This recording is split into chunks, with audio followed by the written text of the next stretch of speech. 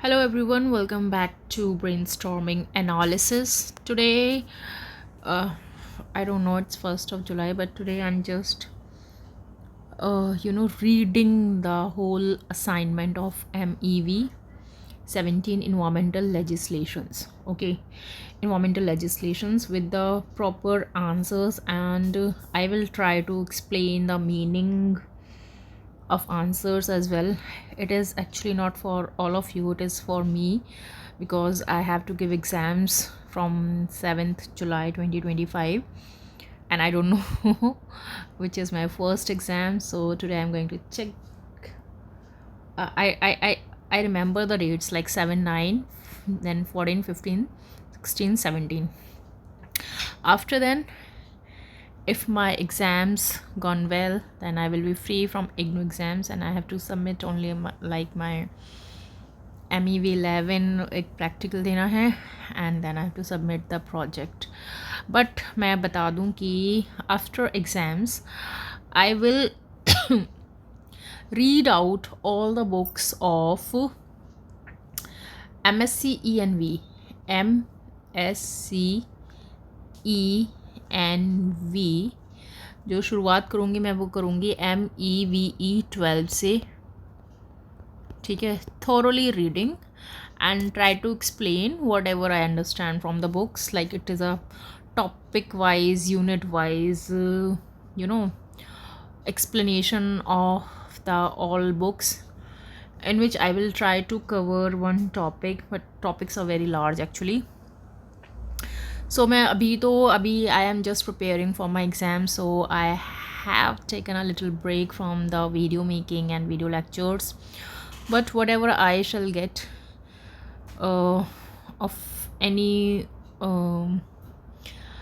of any of the related content related to B.Ed, MSc environmental science और M.Ed से related कुछ भी, और जो नेट की भी तैयारी मैं कर रही हूँ वो अभी टिल 17th of July तक थोड़ा ब्रेक है. लेकिन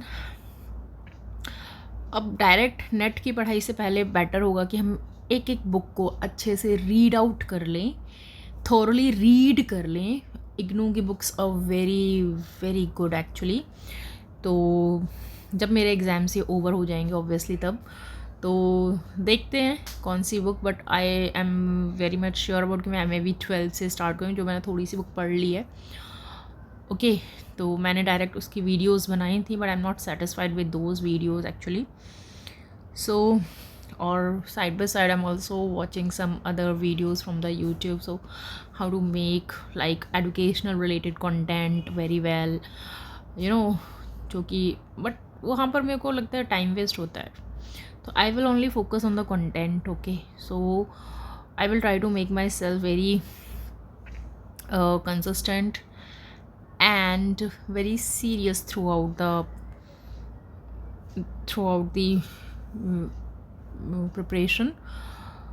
So all the best for me and all of you. So let's begin this. The first question is, I'm explaining this is not a short video actually, this is going to be a very long video because I am going to explain, I'm going to read all the questions with the answers and try to explain all the answers. Okay, so इसमें first question है, आप देख सकते हैं, discuss the fundamental rights provisions pertaining to environment of the Indian Constitution. तो अभी इसकी जो बुक है, I will search online if I'll get the book, then I'll also read that book as well, because before the exam you have to read. Okay, so fundamental rights provisions pertaining to environment in the Indian Constitution. Okay, तो हम लोग इसमें जाते हैं, इसके answers देखते हैं direct. ये है आपका MEV 017 और ये आपका क्या है, कुछ इलेक्टिव होते हैं कुछ कंपल्सरी, तो ये कंपल्सरी सब्जेक्ट है. ठीक है, environmental legislations discuss the fundamental rights provisions pertaining to environment in the Indian Constitution. Okay, तो यहाँ पर क्या है, the Indian Constitution, अब ये इसमें ना थोड़ा सा आपका लॉ का है इसमें, तो the Indian Constitution includes provisions for environmental protection under various fundamental rights and directive principles. These provisions recognize the importance of environmental conservation. अब ये जो provisions हुए हैं इसमें हम लोगों को ना जो वातावरण संरक्षण है या सस्टेनेबल डेवलपमेंट है, क्योंकि एकदम सोच समझ कर, जैसे पेड़ हैं, ठीक है, पेड़ों से ना अगर हम एक लिमिट तक लकड़ियों को कट करेंगे तो फिर से रीग्रो कर जाएंगे, तो वहाँ पर क्या होगा, एक सस्टेनेबल डेवलपमेंट है या sustainable use of the resources है. Okay, so here we discuss the fundamental rights. Here we discuss the fundamental जो rights हैं related to environment as enshrined in the Indian Constitution, जिन्होंने शरण ली है किसमें, इंडियन कॉन्स्टिट्यूशन में. ठीक है, अब सबसे पहला तो ये पता है आपको क्या है, राइट टू लाइफ. ये आर्टिकल 21 है. आर्टिकल 21 में राइट टू लाइफ है. हम सभी को जीने का अधिकार है, जो भी लिविंग थिंग्स हैं. और अब ये देखो, article 21 of the Indian constitution states that no person shall be deprived of his life और personal liberty except according to the procedures established by law. अब इसमें है no person shall be deprived of his life और personal liberty except according to the procedure established by law. अब यही है कि deprived of life मतलब अपनी ज़िंदगी से निराश या हारना नहीं चाहिए, ठीक है, या पर्सनल लिबर्टी नहीं समझना चाहिए. Okay, the supreme Court of India has interpreted the right to life. ये मतलब ये सुप्रीम कोर्ट की तरफ से है कि सबको जीने का अधिकार है, expensively to include the right to a healthy environment. और आप तभी जी पाएंगे जब आपका आसपास का वातावरण वो भी एक हेल्दी हो. ठीक है, life expensively to include the right to a healthy environment. In various judgments, the court has held that a clean and healthy environment is integral to the right to life. अब पता है कि स्वच्छ वातावरण कितना ज़रूरी है आपकी ज़िंदगी के लिए. This interpretation highlights the constitutional duty. अब ये क्या कॉन्स्टिट्यूशन की ड्यूटी है, to protect and improve the environment. क्या करना है, to protect and improve the environment for the well-being of its citizens. ठीक है, ताकि वहाँ के लोग अच्छी गुणवत्ता वाली ज़िंदगी जी सकें. फिर है राइट टू लाइवलीहुड. लाइवलीहुड मतलब होता है अर्निंग, कमाने का भी एक अधिकार होना है. राइट टू लाइवलीहुड आर्टिकल 21 में ही आ रहा है. The right to life also includes the right to livelihood. Environmental degradation can directly impact the livelihoods. अब क्या होता है, जो environmental degradation होता है, पेड़ों की कटाई हो रही है तो जानवरों के लिए चारा नहीं है, लकड़ी की प्रॉब्लम है, लकड़ी wood is used as a fuel, ईंधन की तरह इस्तेमाल होता है. Environmental degradation, okay, environmental degradation can directly impact the livelihoods of individuals, particularly those dependent on natural resources. अब जो जंगल में आदिवासी वगैरह रहते हैं वो तो कम्प्लीटली उनका जो पूरा डिपेंडेंसी होता है, खाना, रहना, ओके, और उनके जो कपड़े भी बनते हैं जो मरे हुए जानवरों की खाल से बनते हैं, और शिकार करते हैं, पेड़ पत्ते हर चीज़ में, नदी से पानी लेना है, तो वो completely depend होते हैं नेचुरल रिसोर्सेज पर. The state is obligated to ensure that policies and actions do not harm the livelihoods of people connected to the environment. अब जो एनवायरनमेंट से रिलेटेड हैं उनकी जो लाइवलीहुड है वो डिस्टर्ब नहीं होनी चाहिए. अब ये क्या है, सबका है स्वच्छ पानी और हवा का अधिकार, right to clean air and water. तो दिल्ली वालों समझ जाओ, सबका अधिकार है, ये नहीं कि पेट्रोल और डीजल्स की गाड़ियाँ चलाओ आप, ठीक है, और भी बहुत सी चीज़ें जो आप नहीं बोल सकते ऑनलाइन. तो although not explicitly mention in the constitution, मतलब ये एकदम साफ सुथरे तरीके से मेंशन नहीं है, but right to life includes the right to clean air and water. मतलब कि आपका क्या होना चाहिए, क्लीन एयर एंड वाटर का भी हक है. Several judgments by Indian courts have reinforced the idea that access to clean air and water is essential for a dignified life. ठीक है, मतलब कि एक्सेस होना चाहिए क्लीन एयर एंड वाटर का. बाहर जाओ, पार्क में घूमने से पहले तो आप पूरे काले हो जाओ, आपके फेफड़ों में स्मोक जा रहा है. एंड लिटरली जिन लोगों को बहुत सारे, अब I don't know the number of cases, but people are actually like all the time they cough, they sneeze, their lungs become very weak. So it is very impossible, like too many health related issues and problems are occurring, but people have to, I don't want to go in the depth. Let's just read. Access to clean water, access to clean air and water is essential for a dignified life. Pollution control measures and policies that ensure clean air and water are thus mandated by the constitution. अभी इसने constitution क्या है, संविधान ने ये सब चीज़ें लिखित में तो हैं, बट इनको कौन फॉलो करता है नहीं करता है तो आप लोग खुद जिम्मेदार और समझदार हैं. फिर क्या है, हमारे पास है राइट टू हेल्दी इन्वायरमेंट. हमारे पास अधिकार है कि हमारे पास एक स्वस्थ वातावरण हो जीने के लिए. ठीक है. द सुप्रीम कोर्ट, इसको कट कर देते हैं वरना फिर कॉपीराइट क्लेम का सीन हो जाएगा. Anyways, the supreme court through various judgments, मतलब अपनी जो जजमेंट्स होता है, वर्डिक्ट पता नहीं क्या बोलते हैं उसको, जजमेंट्स होता है, has recognise the right to a healthy environment as an integral part of the right to life. Thus, right places this right places an obligation on the state to protect the environment and promote policies that maintain the ecological balance and ensure public health.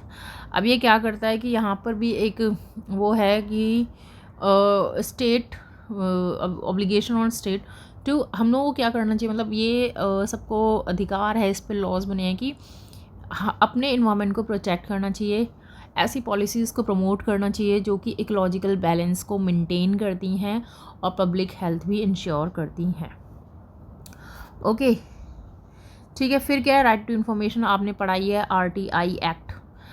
ठीक है. अब इसमें article 19, वो क्या है, article 20 है और 20 के पार्ट्स हैं, सब पार्ट्स हैं. अब 91 में 1 है उसका पार्ट, फिर 1 का A है. तो आर्टिकल 19 और 1 और A guarantees the right to freedom of speech and expression. आप सड़क पर खड़े होकर अपनी बातें बोल सकते हैं, बट भड़काऊ भाषण नहीं होने चाहिए. The right to information plays a vital role in environmental governance. Okay. The right to information act 2005 में ये हुआ था लॉन्च या इनिशिएट हुआ था.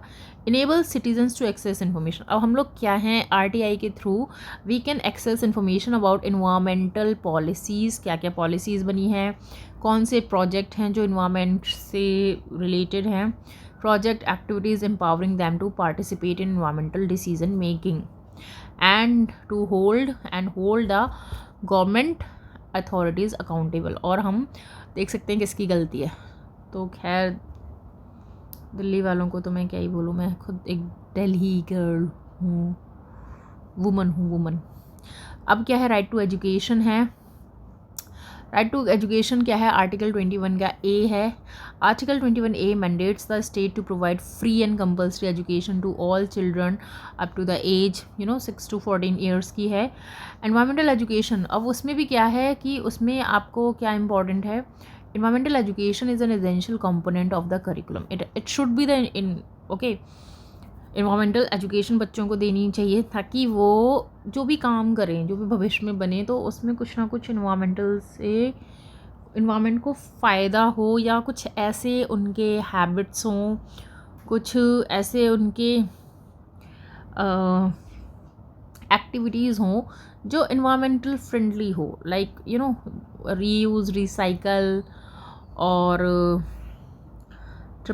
रिड्यूस, रीयूज़, रिसाइकल, और भी चीज़ें ऐड हुई हैं. 5 आवर्स हैं. तो component of the curriculum, fostering and understanding of the environment. अब ये क्या है, बच्चों को अच्छे से समझाना है. Understanding of the environment, biodiversity and the need for conservation, की कंजर्वेशन की ज़रूरत क्यों है. Okay. Now, right to participate in decision making, Article 21.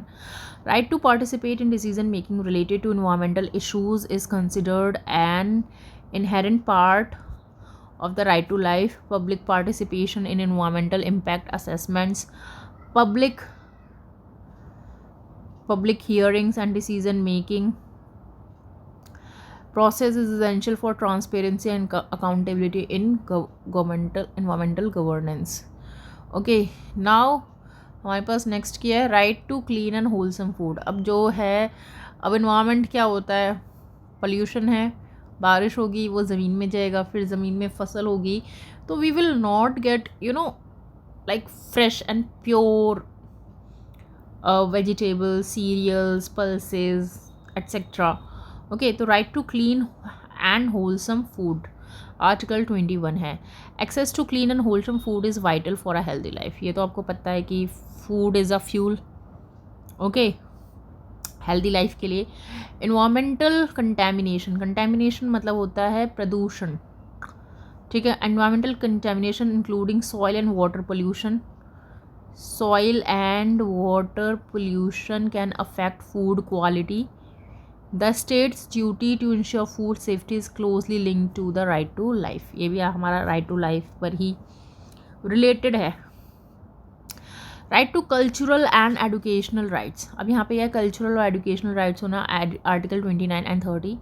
Articles 29 and 30 protect the rights of minorities. अभी क्या आर्टिकल 29 और जो 30 है प्रोटेक्ट करता है राइट्स ऑफ माइनॉरिटीज़. अब माइनॉरिटीज़ क्या होते हैं, I don't need to explain. Minorities to establish and administer educational institutions. Environmental education that respects cultural diversity is encourage under this provisions. I don't know कि ये cultural education rights का environmental science में क्या role है, but अब इसमें लिखा है तो मैं पढ़ती हूँ. Right to constitutional remedies. Article 32. Article 32 empowers citizens to seek remedies from the Supreme Court for the violation of their fundamental rights. अब ये है कि ये जो citizens हैं इनको empowers करता है to seek remedies from the Supreme Court for the violation of their fundamental. अपने जो fundamental rights तो देखे बट उनका violation नहीं करना है उनका. ठीक है. When environmental rights are infringed upon, individuals and organization can approach the court for the protection of these rights. हम इसके खिलाफ कोर्ट में जा सकते हैं और अपने राइट्स को प्रोटेक्ट कर सकते हैं. The Indian Constitution also includes directive principles and policies related to the environment that guide the government in its actions and decisions. मतलब जो सरकार को गाइड करता है ताकि वो अपने डिसीजन सोच समझ के लें और जो भी अपने एक्शन है. फिर क्या directive principle of state policy.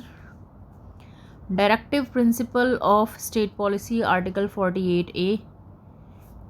फिर क्या है आर्टिकल 48A क्या कर रहा है. Article 48A of the constitution states that the state shall endeavour to protect and improve the environment and safeguard forest wildlife. अब 48 के अंदर क्या हो रहा है कि हम लोगों को अपना जो इन्वायरमेंट है उसको प्रोटेक्ट करना है, फॉरेस्ट को, वाइल्ड लाइफ को प्रोटेक्ट करना है. This principle emphasise the duty of the state to promote environmental conservation. यहाँ पर क्या है, किस पे जोर दे रहा है ये principle. The duty of the state, ये स्टेट की ड्यूटी है to promote environmental conservation. Okay, so now directive principles of state policy article 15A. A का पार्ट है जी स्मॉल जी. आर्टिकल 51, अच्छा 15 नहीं है 51 है. Article 51A G imposes fundamental duty on every citizen to protect and improve the natural environment. अब article 51A है G imposes a fundamental duty on every citizen to protect and improve the natural environment including forest. क्या करना चाहिए, forest, lakes, rivers and wildlife. This highlights the role of citizens in environmental conservation. अब इसमें क्या है, हम लोगों का भी है, हर बार गवर्नमेंट को भी दोष देना ज़रूरी नहीं है. फिर क्या है, पंचायत एंड म्यूनिसिपालिटीज़. अब पंचायत और म्यूनिसिपालिटीज़ का क्या काम है. पंचायत एंड म्यूनिसिपालिटीज़ पार्ट 9 और 9A है. अच्छा, पार्ट 9 और 9A of the constitution deal with the powers and responsibilities of panchayat and municipalities. Panchayat अपने पता है ना गांव में होती है, सरपंच होते हैं पंचायत. एंड म्यूनिसिपालिटीज़ होते हैं जो MCDs वगैरह. They include provisions for the protection and improvement of the environment among other functions. These local bodies, जो ये लोकल बॉडीज़ होती है, plays a crucial role in implementing environmental policies at the grass root level. तो जो main role होता है वो पंचायत और म्यूनिसिपालिटीज़ का होता है. ठीक है, अभी इसमें बहुत सारे हैं, आपको कुछ लॉज याद हो गए होंगे, समझ में भी आ गए होंगे क्योंकि बहुत ही बेसिक वाले लॉज हैं. ठीक है, तो ये पढ़ना है, हो सकता है एग्ज़ाम में आ जाए. So that's I am also reading and explaining this. So next है हमारे पास question, explain the significance of national air quality monitoring programme. तो ये क्या है, जो हम AQI पढ़ते हैं ना, AQI आज का बहुत ख़राब है, 400 से ऊपर है एयर क्वालिटी इंडेक्स वगैरह। तो ये है कि जो हमारे जो मॉनिटरिंग प्रोग्राम्स हैं इनका सिग्निफिकेंस क्या है, जो national air quality monitoring programmes हैं, तो what is the significance of this NAMP? Okay, the National Air Quality Monitoring Program NAMP is a critical initiative. एक critical initiative है in many countries aimed at systematically monitoring, मतलब इनका है systematic way में monitor करना, assess करना and manage करना किसको, air quality को. It serves as a fundamental tool in safeguarding public health. अब ये क्या एक fundamental tool की तरह use होता है in safeguarding public health, protecting the environment and supporting informed decision making. अब आपको क्या क्या decision लेने चाहिए, जैसे कि दिल्ली वाल में पहले एक पुरानी जो पार्टी थी वो क्या करती थी, ऑड और इवन का, हालांकि उसमें बहुत सारे लोग प्रॉब्लम होते थे, मेट्रो बहुत ज़्यादा कंजस्टेड हो जाती थी। तो वही है, इन दिस ऐसे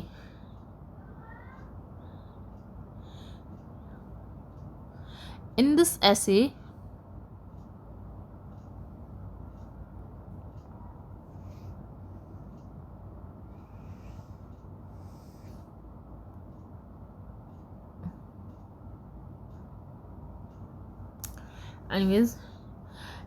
essay, we will explore the significance of the National Air Quality Monitoring Program, focusing on its importance in maintaining clean air, ensuring public health, and driving environmental policy and regulation. ठीक है, तो अभी इनका क्या है issue, public health protection है। NAMP का क्या है, सबसे पहले तो पब्लिक हेल्थ प्रोटेक्शन है, तो मैं इसको खाली रीड आउट कर देती हूँ, इट इज़ वेरी लॉन्ग। और देखो, one of the most significant aspects of the national air quality, थोड़ा सा इसको एनलार्ज करके देखती हूँ अगर ये हो जाता है तो। अब देखो क्या है, पब्लिक हेल्थ प्रोटेक्शन है, ठीक है। One of the most significant aspects of the national air quality monitoring programme is its role in protecting public health. सबसे पहले तो पब्लिक हेल्थ को प्रोटेक्ट करना है। जो पुअर एयर क्वालिटी है is associated with a range of health problems including respiratory disease, cardiovascular disease, ठीक है। तो क्या इंक्लूड करता है, respiratory disease, cardiovascular disease and even premature death. So true, ठीक है। Air pollutants such as particulate matter, PM होता है पर्टिकुलेट मैटर, ठीक है। PM इसमें वो कर रखा है डिनोट। ग्राउंड लेवल ओजोन होता है, O3 होता है। नाइट्रोजन डाइऑक्साइड होता है, sulphur oxides of nitrogen sulphur, then sulphur dioxide होता है। तो these are very harmful gases actually. These it helps in the depletion of ozone layer which protect us from harmful ultraviolet radiations. Okay, तो क्या है इसमें, air pollutants such as particulate matter, ground level ozone 3, O3, nitrogen dioxide, NO2, sulfur dioxide, SO2 and volatile means होता है which can directly evaporate easily. Volatile compound जैसे कि camphor है, वो रखे वो क्या हो जाता है, उड़ जाता है, हम कहते हैं ना उड़ गया है। तो volatile organic compounds VOCs are known to have adverse health effects होता है। एडवर्स हेल्थ इफेक्ट्स का मतलब होता है कि खतरनाक स्वास्थ्य पर असर होता है, खतरनाक असर होता है, ठीक है। देन हमारे पास क्या है, नेक्स्ट है NAMP प्रोवाइड्स, हाँ, the NAMP provides real-time and historical data on air pollutant concentrations in various regions. This data is used to assess the levels of air pollution and the potential risks to public health by identifying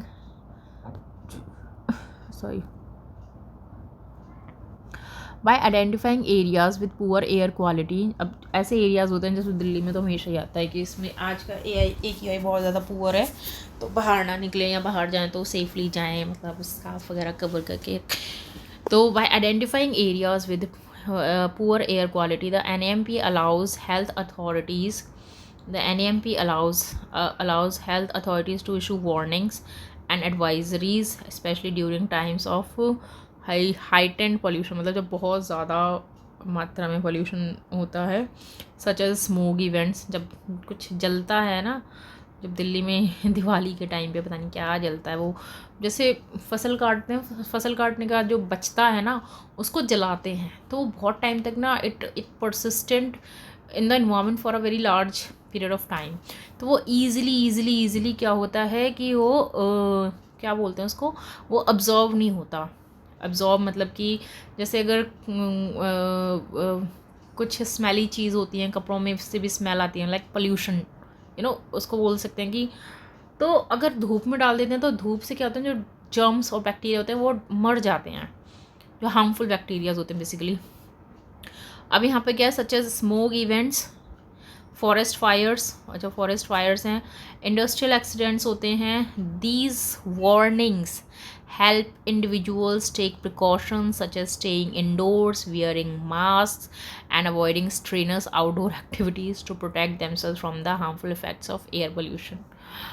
Oh my god. Now second है regulatory compliance.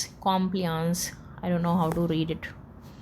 Okay, regulatory compliance. अब इसमें क्या है, NAMP plays a crucial The NAMP plays a crucial role in ensuring regulatory compliance and enforcing environmental standards. Many countries have established air quality standards and regulations that specify permissible levels of various air pollutants. These standards are typically set to protect public health and the environment. अब ये जो standards होते हैं ये क्यों होते हैं, let me read it again actually. The NAMP plays a crucial role in ensuring regulatory compliance, मतलब रेगुलेशन होता है कि regulatory compliance and enforcing environmental standards. Many countries have established air quality standards. अच्छा, कई कंट्रीज़ ने क्या कर रखा है, एयर क्वालिटी स्टैंडर्ड्स को इस्टेब्लिश कर रखा है एंड उसको रेगुलेट करते हैं, that specify permissible level of various air pollutants. ठीक है, कि कितने अमाउंट में वो होता है। These standards are typically set to protect public health and the environment. Okay, तो अभी नेक्स्ट में क्या है, NAMP है, national air quality monitoring data is use to assess compliance. Compliance का क्या मतलब है, late me search actually. So regulatory compliance मतलब होता है कि जो कानून वगैरह है, व्यवस्था है एनवायरनमेंट से रिलेटेड, उसका प्रॉपरली पालन किया जा रहा है या फिर नहीं। तो यहाँ पर क्या है, national air quality monitoring data is use to assess compliance. अब ये जो है डेटा, इसको यूज़ करते हैं to assess compliance with these standards when pollutant levels exceed. जब पॉल्यूटेंट्स का लेवल एक्सीड हो जाता है पोल्यूशन में, एयर पोल्यूशन या जो भी है, water pollution, soil pollution, that allowable limits in specific areas, it triggers regulatory actions. अब ये क्या करती है, ट्रिगर करती है रेगुलेटरी एक्शंस को। ओके, तो अब ये क्या होता है, ट्रिगर तो ठीक है। When pollutant levels exceed the allowable limits in specific areas, it triggers regulatory actions such as requiring industries to reduce emissions, imposing fines or non-compliance, okay, or implementing clean air actions. Implement करना है clean air action plans को, कि जिससे हमारी जो हवा है वो साफ़ हो सके, by providing empirical data on air quality, मतलब एम्पीरिकल डेटा प्रोवाइड करना किस पे, एयर क्वालिटी में। The NAMP acts as a cornerstone for legal and regulatory enforcement. एक cornerstone की तरह ये काम करता है ताकि जो लीगल और रेगुलेटरी इन्फोर्समेंट है वो बनी रहे, motivating industries and sectors to adhere, और मतलब इंडस्ट्रीज़ को मोटिवेट करता है और ऐसे सेक्टर्स को जो इन्वायरमेंटल स्टैंडर्ड्स हैं उसमें वो उसी पर अटके रहें, and to reduce their emissions, मतलब एमिशन मतलब धुआं वगैरह छोड़ना। ओके, जो थर्ड है वो है इन्वायरमेंटल कंजर्वेशन। पता ही है कि हम ये क्यों पढ़ रहे हैं, तो ठीक है, इन्वायरमेंटल कंजर्वेशन। क्लीन एयर जो है वो बहुत ही ज़्यादा ज़रूरी है। Clean air is essential for environmental preservation. ठीक है, air pollutants can have detrimental effects on ecosystem, obviously, मतलब कि दर्दनाक, घातक जो इफ़ेक्ट्स होते हैं, असर होते हैं, वो कहाँ होते हैं? इकोसिस्टम पर होते हैं, वेजिटेशन और वाइल्ड लाइफ पर। For instance elevated levels of ground level ozone can damage crops. Oh my God, ये हमारी क्रॉप्स को डैमेज कर सकता है और जो फसल होती है उसको रिड्यूस करता है, रिड्यूस एग्रीकल्चरल ईड्स, मतलब जो क्वालिटी है उसको डाउन कर सकता है, पॉल्यूट, ठीक है, एंड हार्म द फॉरेस्ट, और फॉरेस्ट को हार्म कर सकता है। अब क्या होता है, जो नाइट्रोजन डिपोजिशन होता है फ्रॉम एयर पॉल्यूटेंट्स, अब जो नाइट्रोजन डिपोजिशन किसके थ्रू होता है? Air pollution can lead to soil and water pollution. अब ये एयर पोल्यूशन के साथ साथ हमारा कहाँ जाता है? सॉइल में जाता है, तो सॉइल पोल्यूशन बनता है, एंड वाटर में जाता है तो वाटर पोल्यूशन होता है, ठीक है। फिर क्या है? Which can negatively impact aquatic life, जो एक्वेटिक लाइफ होती है, जो पानी के अंदर की ज़िंदगी होती है, उसको बर्बाद करता है, नेगेटिवली इम्पैक्ट करता है उनको। एंड टेरेस्ट्रियल इकोसिस्टम, जो ज़मीन पर हमारे जो हमारा बसाया जो जंगल है, छोटा मोटा गार्डन होता है, ठीक है, तालाब है, नदी, झरने, पहाड़ वगैरह है, टेरेस्ट्रियल इकोसिस्टम उसको भी नेगेटिवली इम्पैक्ट करता है। फिर हमारे पास क्या आता है? NAMP helps monitor the impact of air pollutants. अब ये क्या करता है? जो NAMP हेल्प करता है मॉनिटर करने के लिए impact of air pollutants on the environment, environment में जो एयर पोल्यूटेंट्स का इम्पैक्ट है उसको मॉनिटर करता है। इट प्रोवाइड्स, ये एक तरीके से उसके फंक्शंस ऑफ NAMP है। अगर आप लोग चाहते हैं कि I should make my own PPTs and then explain, so do let me know in the comment section, because I am also going to explain the IGNOU books of environmental sciences as soon as possible. Okay, so let me know, क्योंकि मैं directly पढ़ाऊँ, क्योंकि PPT वगैरह बनाना है तो 1 घंटे में वही 5 minute की पढ़ाई समझ में आएगी, और इसके थ्रू अगर कोई क्लेम नहीं लगता है तो क्या होगा कि ज़्यादा कवर हो पाएगा, मतलब कम टाइम में ज़्यादा चीज़ें एक्सप्लेन हो पाएंगी, क्योंकि आपको रीड आउट ही करना है। सब लोग जो नेट की तैयारी कर रहे हैं तो ऑब्वियसली उनका बेस तो काफ़ी स्ट्रांग होगा। Just for revision I will just explain the books, okay, of IGNOU। Now हमारे पास क्या है कि इसके फंक्शंस हैं। NAMP helps monitor the impact of air pollutants in the environment. It also provides data on critical environmental indicators such as the level of acid rain. अब देखो क्या होता है इसमें, एसिड रेन का जो लेवल है वो कितना है, ओजोन कंसनट्रेशन कितना है, and the presence of heavy metals in the atmosphere. This information enables researchers, ये किसको हेल्प करते हैं? रिसर्चर्स को, पॉलिसी मेकर्स को, to understand the effects of air pollution, कि जो harmful effects of air pollution है उसको अंडरस्टैंड करने में हेल्प करते हैं ऑन इकोसिस्टम, हमारे इकोसिस्टम पे, and make inform decision to mitigate its impact, मतलब कि किस चीज़ का हमें यूज़ करना चाहिए, किसका नहीं होना चाहिए। जैसे बीच में आता है कि we should avoid the use of polythene, polythene, which is very harmful because it does not decomposed, it is not biodegradable, non biodegradable substances हैं, तो we should limit the use of these things. We should apply some alternatives of polythene and plastics and etc. So informed decisions to mitigate its impact. Okay, सो फिर क्या है? 4 है इसका NAMP का function है data for scientific research. इसको थोड़ा और ऊपर शो करती हूँ मैं। Okay, data for scientific research, तो air quality monitoring data collected through the NAMP are invaluable for scientific research. Researchers use this data, researchers क्या करते हैं? इस डेटा को यूज़ करते हैं। Researchers use this data to study the patterns and trends in air pollution, मतलब कौन कौन से पैटर्न्स और ट्रेंड्स हैं विच is helping in increasing the air pollution, so we should limit those activities, those criteria. Okay, so researchers use this data to study the patterns and trends in air pollution, understand the sources and transport of pollutants, मतलब कि उस कौन से sources से जो है कैसे travel हो रहा है, कैसे ट्रांसपोर्ट हो रहा है, कैसे हवा में मिल रहे हैं जो पोल्यूटेंट्स हैं, and assess the health and environmental impacts of poor air quality. This research contributes to a deeper understanding of air quality, मतलब कि जो ये रिसर्च होते हैं ना, ये डीपर एयर क्वालिटी को अंडरस्टैंड करने में, this research contributes to a deeper understanding of air quality dynamics, okay, air quality dynamics and the development of effective effective air quality management strategies, और ऐसी स्ट्रैटेजीज़ बनाने में हेल्प करता है जो कि इफ़ेक्टिव हो, एयर क्वालिटी को और ज़्यादा अच्छी बना सकें.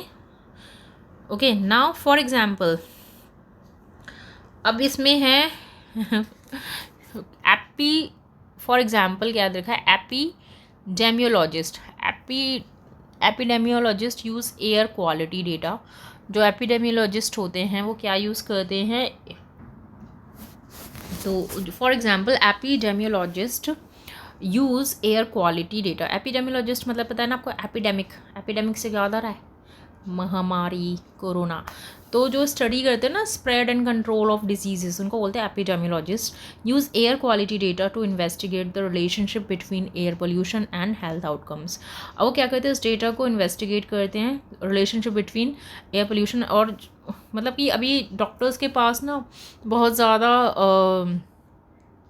लंग्स रिलेटेड जो पेशेंट्स हैं वो जा रहे हैं. फिर लंग्स की बीमारी किससे होती है, हम एयर से. फिर एयर की जो एयर पोल्यूशन है उसका इंडेक्स है, उसका डेटा चेक करते हैं. तो इस तरीके से हम एक ये डेटा चेक करते हैं एपिडेमियोलॉजिस्ट. ठीक है. देन हमारे पास नेक्स्ट होते हैं क्लाइमेट साइंटिस्ट होते हैं, रिलाई ऑन दिस डेटा. अब जो NAMP पर डिपेंड करते हैं, climate scientist rely on this data to analyse the contributions of air pollutants to global warming. आपको पता है ग्लोबल वार्मिंग, जिसको नहीं पता है बचपन से एक ही चीज़ पढ़ते आ रहे हैं, ग्लोबल वार्मिंग. ग्लोबल वार्मिंग क्या है, आपकी ग्रीन हाउस गैसेज हैं, SO2 है, NO2 है, ये अर्थ्स का टेम्परेचर इंक्रीज़ करती हैं. ठीक है. और अर्थ का टेम्परेचर इंक्रीज़ होगा तो जो आपके नॉर्थ पोल और साउथ पोल पे जो ग्लेशियर्स हैं, जो बर्फ़ जमा है वो पिघल जाएगी. अगर वो पिघल गई तो वो कहाँ जाएगी, सारी समुद्र में जाएगी. और समुद्र में कितना भी पानी चला जाए, कितना भी कुछ चला जाए, उसका लेवल कुछ इंक्रीज़ नहीं होता है. अगर उसका लेवल थोड़ा सा भी इंक्रीज़ होता है ना, इट मीन्स कि सुनामी और पता नहीं क्या क्या. तो वही है global warming and climate change. Climate change आपको पता है कि गर्मी में गर्मी नहीं है, पर बारिश में बारिश बहुत होती है, सर्दियों में भी बारिश बहुत होती है. तो क्लाइमेट चेंज. ठीक है. द फाइंडिंग्स, बेसिकली जो NAMP का जो डेटा है, the findings from such research, the findings from such research inform the development of policies and interventions that can help mitigate the effects of air pollution and climate change. फिर क्या है, it is very, NAMP data किस लिए use होता है, for public awareness and education. तो मैं इसको वो कर दे रही हूँ. ठीक है, ये शो नहीं करना है, I don't know why. Public awareness and education. देखो, national air quality monitoring programmes are essential for raising public awareness. मतलब कि लोगों की जागरूकता के लिए अबाउट एयर क्वालिटी इशूज़ की क्या क्या हम लोग, जो हमारी हरकतें हैं, जो एक्टिविटीज़ हैं which are increasing in the air pollution. This the data generated by these programmes, जो ऐसे प्रोग्राम्स जो डेटा जनरेट होता है, is often made accessible to the public के लिए भी एक्सेसिबल होता है through various channel such as websites, mobiles, क्या है, websites, mobiles, apps and public notices. This accessibility allows individuals to check real time air quality. अब ये क्या होता है,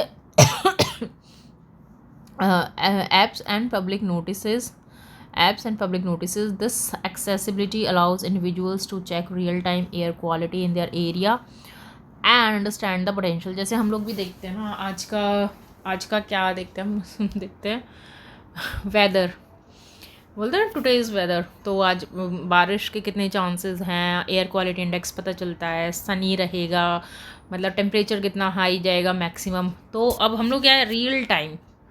ओके. तो this accessibility allows individuals to check real-time air quality in their area and understand the potential risks. Okay. Understand.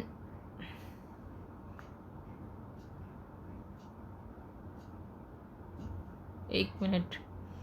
Okay. Understand the potential risks to their health and well-being. Informed citizens are better equipped to protect themselves from the health impacts of air pollution. They can make choices such as avoiding outdoor activities on those days, especially on days with the poor air quality, using air purifiers. अपने घर में air purifiers का वो कर सकते हैं. And supporting policies aimed at reducing emissions from industries and vehicles. अपनी जो भी इंडस्ट्रीज़ वगैरह या घर में आप आग वगैरह लगाते हैं जैसे, तो वो सब भी एक्टिविटीज़ लगाए. Furthermore educational initiative supported, educational sorry मेरी लाइन सीधी नहीं होती है. Educational initiative supported by air quality data can help individuals understand the importance of sustainable practices. ऐसी प्रैक्टिसेस हों, ऐसी एक्टिविटीज़ हों, लोगों की ऐसी हैबिट्स हों, and the need for clean air, मतलब कि ऐसी एक्टिविटीज़ वो अडेप्ट करें जिससे कि जैसे कि वी कैन यूज़ लाइक कि अभी जूट का पता नहीं क्या है कि उसको क्या कहते हैं, I don't no. When I was giving the practical of MEB 012, तो वहाँ पर क्या था कि she was saying that don't use the AC, you can make your own natural ACs from the jute grass. तो हम लोग कुछ ऐसी प्रैक्टिसेस हेल्प कर सकते हैं by using you know ACs. Actually right now I am in the AC actually, AC room, but AC is also harmful for health. It you know it ये बहुत ज़्यादा हार्मफुल गैसेस को छोड़ता है environment में. तो वही है कि limit the use of ACs. Okay, so next है 6 है एयर क्वालिटी मैनेजमेंट. अभी 2 क्वेश्चन कंप्लीट नहीं हुए and the video is going to be 41 minute, जिसमें मैं बीच में पॉज कर रही हूँ. ओके, एयर क्वालिटी मैनेजमेंट में देखो, the NAMP is not merely a monitoring program, it is a crucial tool for air quality management. Air quality management involves a series of actions, policies and strategies aimed at improving the air quality and reducing air pollution. अब देखो क्या है, the NAMP is not merely a monitoring program है, it is a crucial tool. ये बहुत important एक tool है for air quality management. Air quality management involves a series of actions, उसमें कुछ एक्शंस इन्वॉल्व होते हैं, पॉलिसीज होते हैं and strategies aim to improving air quality and reducing air pollution.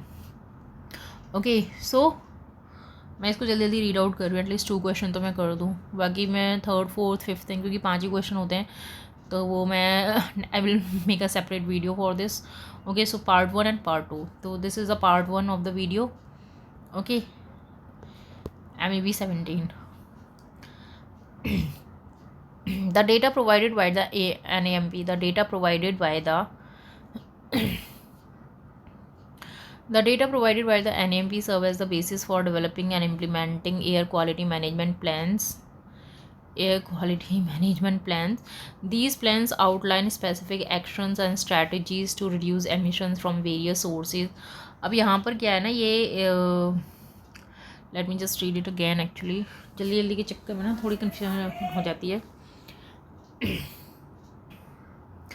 So the data provided by the NAMP, the data provided by the NAMP serve as the basis for developing and implementing air quality management plans. These plans outline specific actions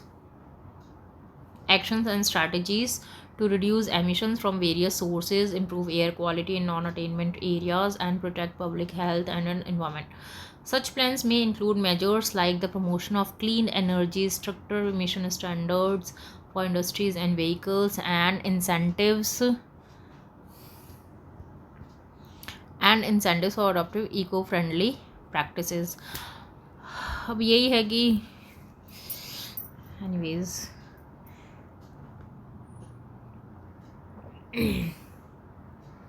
अब देखो कि additionally air quality management relies on the ability to evaluate the effectiveness of interventions and policies. The NMP's historical data and ongoing monitoring allow authorities to assess whether air quality is improving. मतलब main इसका वही होता है कि कहाँ पर air quality improve हो रही है, कहाँ पर ख़राब हो रही है, डिटेरियोरेटिंग हो रही है.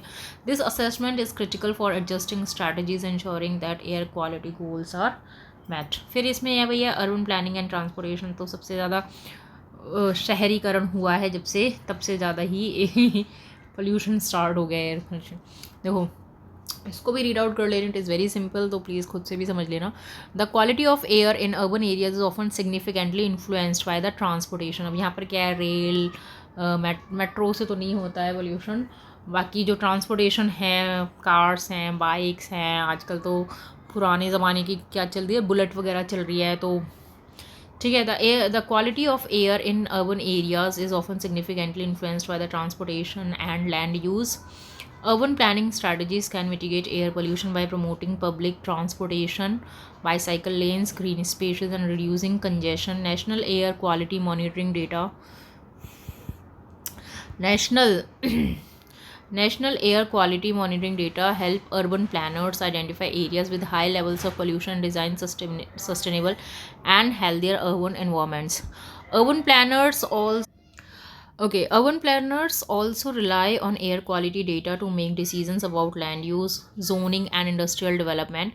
By considering air quality in the planning process, cities can reduce emissions from industrial facilities and manage the sitting of schools, hospitals. Okay, manage the sitting of schools, hospitals, and residential areas to minimize exposure of air pollutants. Okay तो अभी इसमें जो next है that is the last climate change mitigation. ठीक है, अब देखो some air pollutants such as carbon dioxide and methane CH4 are green house gases. अब वही है जो मैंने पहले एक्सप्लेन किया था, green house gases that contributes to climate change. Monitoring these pollutants is essential not only for managing air quality but also for addressing climate change.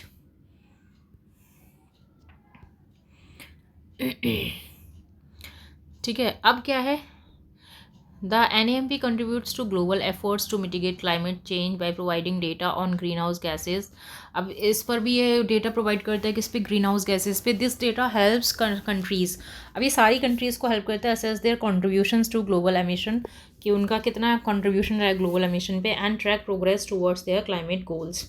By integrating air quality and greenhouse gases monitoring, policymakers can develop strategies to simultaneously reduce air pollution and combat climate change. Okay, finally ये question ख़त्म होने वाला है. तो ये क्या है, the national air quality monitoring programme is a vital component of the environmental and public health management. Its significance is evident in its role in protecting public health, ensuring regulatory compliance, conserving the environment. अब ये सारा क्या है, vital component मतलब इसके क्या क्या हैं NAMP के. The national air quality monitoring programme is a vital component of environmental and public health management. Its significance is evident in its role in protecting. अब इसका रोल क्या है, द रोल ऑफ NAMP. तो इतना पूरा लिखने की जरूरत नहीं, आप पॉइंट्स में भी लिख सकते हैं. तो its significance is evident in its role in protecting public health, ensuring regulatory compliance, conserving the environment, supporting scientific research को support करना. okay, supporting scientific research, raising public awareness, facilitating air quality management, guiding urban planning and contributing to climate change mitigation. Clean air is a precious, अब हम लोगों के लिए सबसे ज़्यादा जो प्रेशियस चीज़ क्या हो गई है, clean air is a precious resource that affects the wellbeing of individuals, the health of the environment and the prospects for a sustainable future, and the NAMP plays a pivotal role in safeguarding it. So guys, that's it for today. I have done only 2 questions जिसमें मैंने कुछ लिखा नहीं है, समझाया नहीं है, सिर्फ पढ़ा है, रीड किया है, and it is almost like 50 minutes की वीडियो है. तो आप लोग पॉज कर करके देख लेना, पढ़ लेना, समझ लेना. क्वेश्चन नंबर 3, 4 एंड 5 है, वो मैं आपको नेक्स्ट वीडियो में समझाऊंगी. एक्चुअली खुद पढ़ूंगी मैं. So that's it for today. To like, share and subscribe and do let me know in the comment section कि आप लोग किस टाइप की वीडियोस चाहते हैं. Thank you, bye bye, take care.